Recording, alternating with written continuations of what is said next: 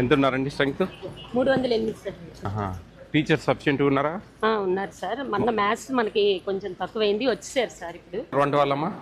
వంట వాళ్ళు అంటే కిచెన్ హెల్పర్స్ ఇద్దరు, ఒక కుక్కు, ఇద్దరు కుక్కులు సార్.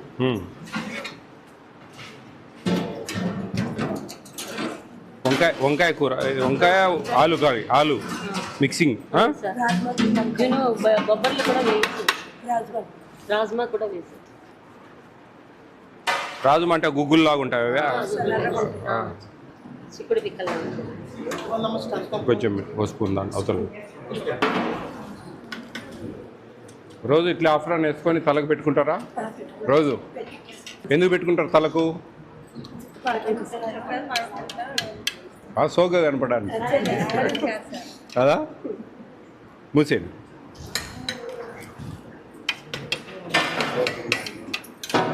బాగుంది, బాగుంది. బాగా తింటారా కారం? బాగా మసాలా బాగా పడింది. అంత గంట నిండా వేస్తారా? సరిపోదే. రోజు పెడుతున్నారా పెరుగు? సాయంత్రం కేర్ టేకర్ ఎవరమ్మా? కేర్ టేకర్ ఉన్నారండి? వార్డెన్ ఉన్నారా? ఎట్లా పర్ క్యాపిట అంతా చూస్తావమ్మా? అవును సార్. ఉందా నీ దగ్గర జియోఎంఎస్ నెంబర్ 8?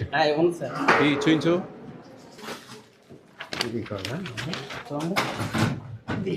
ఇదే ఇంకో సెకండ్ పేపర్ ఉంది.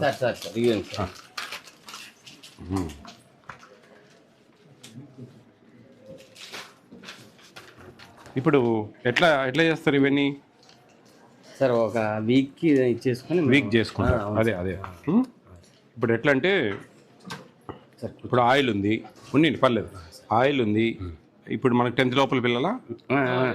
అంటే 8th నుంచి 8th to inter sir. 8th to inter sir. 8th క్లాస్కి ఎన్ని గ్రామ్స్ ఆయిల్?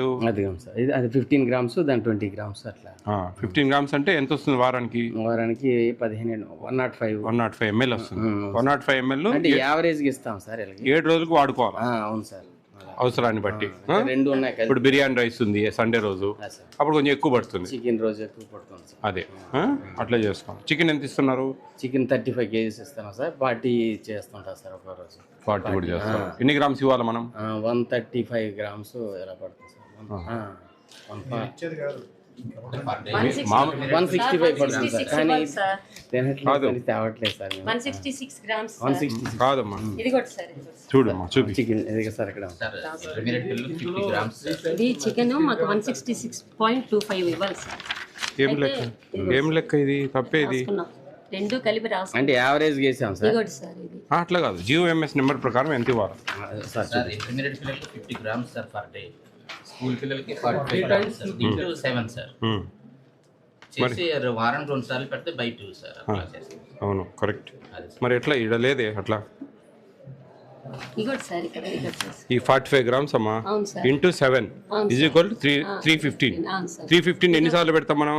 2 times. అప్పుడు ఇప్పుడు ఎంత రావాలి? 157.5 grams రావాలి 10th లోపల పిల్లలు. ఇంటర్మీడియట్ పిల్లలకు 175 grams రావాలి. అది పర్ క్యాపిటా. మీరు ఎంత ఇస్తా ఉన్నారు ప్రజెంట్? 40 kgs ఇస్తున్నాను సార్. 40 kgs. ఎంతమంది? 308 సార్. 308. 40 kgs అంటే దాదాపు 130 grams అట్లా వస్తుంది. కానీ అదే ఎనఫ్ అయిపోయి తినట్లేదు సార్, మిగిలిపోతుంది సార్. కూడా నిజం సార్, పిల్లలతో మాట్లాడండి సార్. అక్కడ విడిచిపెట్టారు. చికెన్ ఎక్కువ వాడడం ఏంది? ఆడ వచ్చేదే 3-4 ముక్కలు, మహా అయితే 3-4 ముక్కలు. 5 above వస్తాయి సార్. 5 అంటే మాక్సిమం పెడతాను సార్. అది తిన్న సార్ ఆడపిల్లలు అసలు కొద్దిమంది చికెన్ తినరు సార్. మనకు గిరిజన్ దాని నుంచి వచ్చేది మీరు జీసీసీ నుంచే కదా. అదేనండి. పర్ క్యాపిటా మీకు అంత సరిపోతుందా?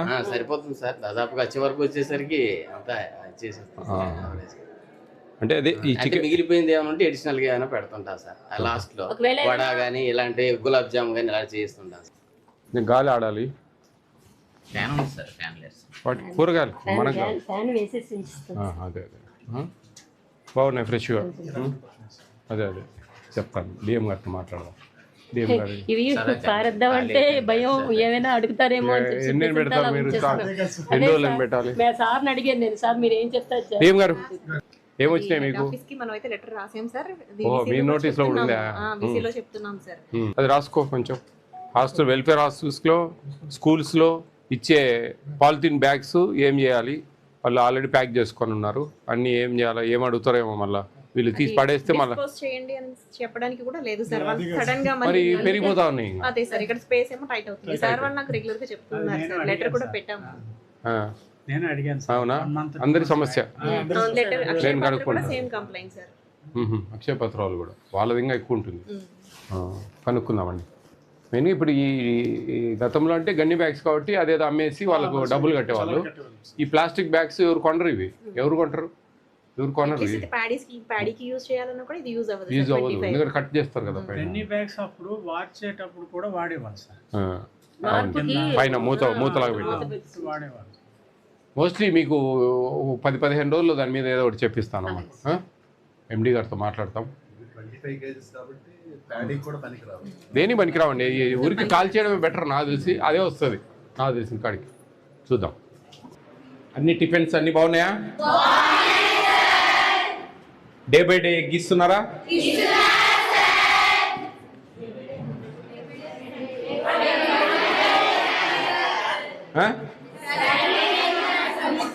మరి అది చెప్పాలి మీరు. ఇస్తున్నారు సార్ అంటే తప్పు అబద్ధం చెప్పినట్లు కదా. డైలీ ఇస్తున్నారా?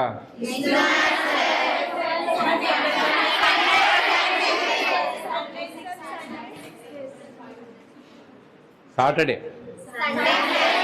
సండే ఇవ్వరా? సాటర్డే ఇస్తున్నారా? Very good. కర్డ్ ఇస్తున్నారా? ఆఫ్టర్నూన్ ఈవినింగ్ బటర్ మిల్క్ ఇస్తున్నారా?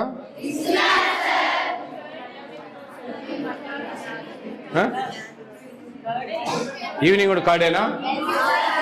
యాక్చువల్లీ బటర్ మిల్క్ ఉండేది ఈవినింగ్. మీకు మధ్యాహ్నం కొంచెం మేనేజ్ చేసి ఈవినింగ్ కూడా కర్డ్ ఇస్తున్నామని చెప్పారు. కర్డ్ బాగుంటుందా?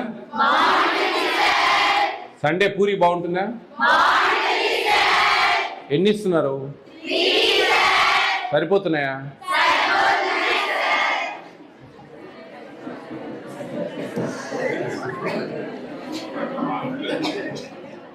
డే బై డే ఫ్రూట్ ఇస్తున్నారా?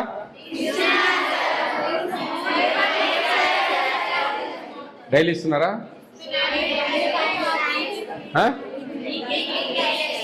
థ్రైసా? Weekly thrice. మెనూలో థ్రైస్ ఉందా? మెనూ బోర్డు చూసారా? మెనూ బోర్డులో ఎన్నిసార్లు ఉంది? మరి అడిగారా ప్రిన్సిపల్ మేడంను? అడిగారా? అడగాలి కదా. ప్రశ్నించండి, తప్పేం లేదు. మేడం ఎక్స్ప్లెనేషన్ ఇస్తారు ఏంటి అనేది. ఏం చెప్పారు?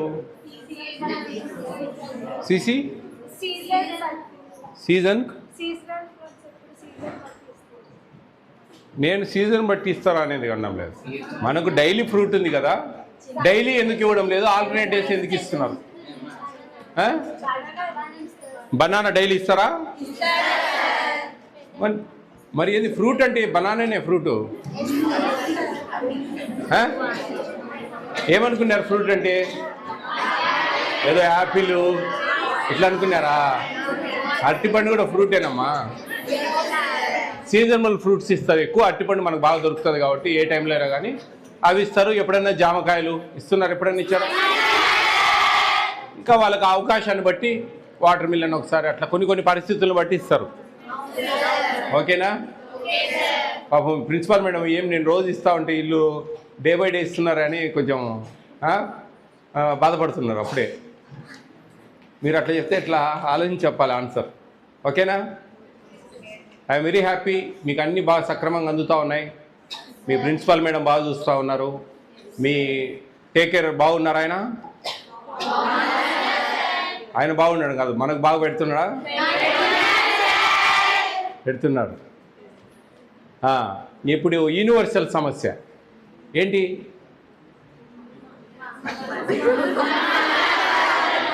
ఉప్మానా? ఉప్మా మార్చాలా? మార్చుకుని నన్ను బయటికి పంపిరాయండి. మార్చాల్సిందే. మారుద్దాం. ఏం కావాలి?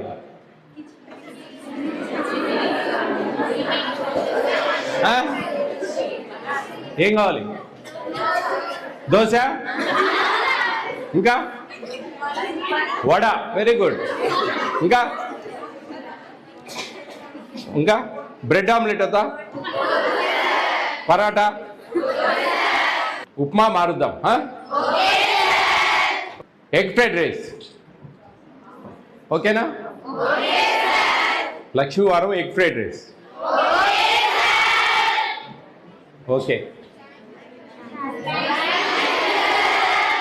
నాకు పెద్ద మాట ఇవ్వాలి ఇప్పుడు. మీరందరూ చాలా పేదరికం నుంచి వచ్చారు, చాలా ఇబ్బందుల్లో ఉన్నారు. మీ పేరెంట్స్ చిన్న చిన్న పనులు చేస్తూ ఉంటారు, చిన్న చిన్న వ్యవసాయం చేస్తూ ఉంటారు, చిన్న చిన్న వ్యాపారాలు చేస్తూ ఉంటారు, చిన్న చిన్న ఉద్యోగాలు చేస్తూ ఉంటారు. మీరు బయట అన్నీ చూస్తూ ఉంటారు. ఎక్కడ చూసినా కానీ, ఎక్కడ పోయినా, ఏ ప్రభుత్వ ఆఫీసులకు పోయినా ఎక్కువ శాతం లంచాలు లంచాలు లంచాలు. ఎక్కడ పోయినా ఏ పనికైనా డబ్బులు ఇవ్వాల్సిన పరిస్థితులు ఉన్నాయి. మీరు అది మనసులో పెట్టుకొని భవిష్యత్తులో మీకు మంచి అవకాశాలు వచ్చి మీరు 10 మందికి సాయం చేయగలిగే ఉద్యోగాలు సంపాదగలిగితే కన్నా లంచం లేకుండా మీలాంటి పేదవాళ్ళని దృష్టిలో పెట్టుకొని సర్వీస్ చేయాలని నేను మిమ్మల్ని అందరినీ ప్రత్యేకంగా కోరుకుంటా ఉన్నా. నిజాయితీగా పనిచేయడం అనేది చాలా పెద్ద విషయం. దానికి చాలా దమ్ము ఉండాలి.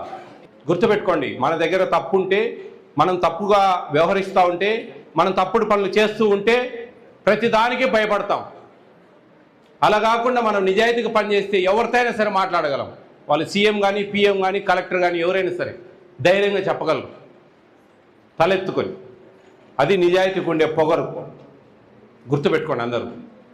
మీలాంటి పేదవాళ్ళు రేపు అవకాశాలు మీలాంటి వాళ్ళ చేతిలోకి వస్తే కన్నా మీ తరం నుంచి అయినా సరే కొంచెంలో కొంచెమైనా సరే ఆ బ్రైబ్, కరప్షన్ అనే దానికి ఫుల్ స్టాప్ పెడతారని చెప్పి నేను ప్రతి ఒక్కరిని ప్రతి ఒక్క హాస్టల్లో కోరుకుంటా. అవకాశం ఉన్నంత వరకు ప్రయత్నం చేయండి. ఆ కిక్కే వేరుగుంటుంది, ఆ సంతోషమే వేరుగుంటుంది, ఆ ఇంట్రెస్టే వేరుగుంటుంది. ఫ్యామిలీ సంతోషంగా ఉంటారు, మీ పిల్లలకు మంచి చదువులు వస్తాయి, మీకు ఎటువంటి ఆరోగ్య సమస్యలు రావు, దేవుని ఆశీర్వాదం ఉంటుంది, ఇంట్లో కుటుంబ కలహాలు ఉండవు, భార్యాభర్త అన్యోన్యంగా ఉంటారు. అది మీకు 50,000 జీతం ఉంటే 50,000లోనే మీరు బడ్జెట్ చేసుకోవాలి. మీరు 80,000 రూపాయల బడ్జెట్ చేసుకుంటే ఆ 30,000 కోసం మీరు తప్పుడు దోవలో పోవాల్సిన పరిస్థితులు వస్తాయి. కాబట్టి మీరందరూ నాకు ఇవ్వాల్సిన మాట, ఎన్ని కష్టాలు వచ్చినా, ఎన్ని నష్టాలు వచ్చినా జీవితంలో సంతోషంగా ఉండాలంటే కనుక కరప్షన్కు చేయకండి. మీకు ఎందుకంటే మంచి మంచి ఉద్యోగాలు వచ్చే అవకాశాలు ఉన్నాయి, కొన్ని మంచి రిజర్వేషన్స్ ఉన్నాయి.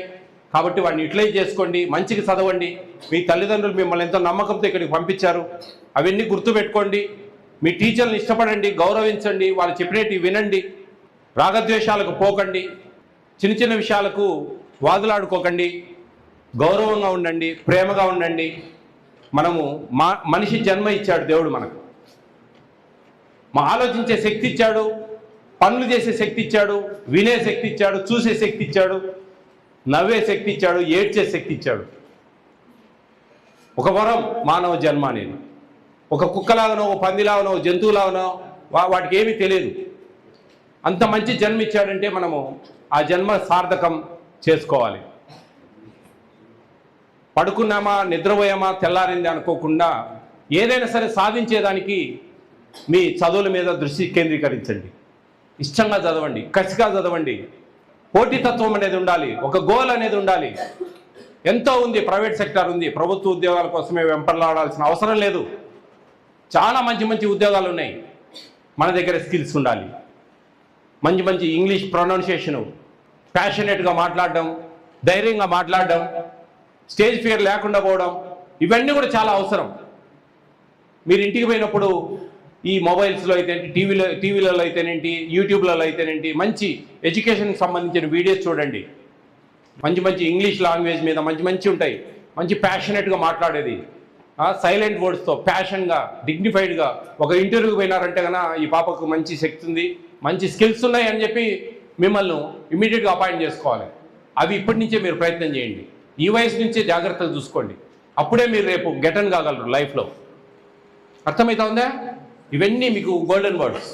ఇవి మిస్ అయినారంటే మాదేముంది, చెప్తాం వెళ్ళిపోతా ఉన్నాం.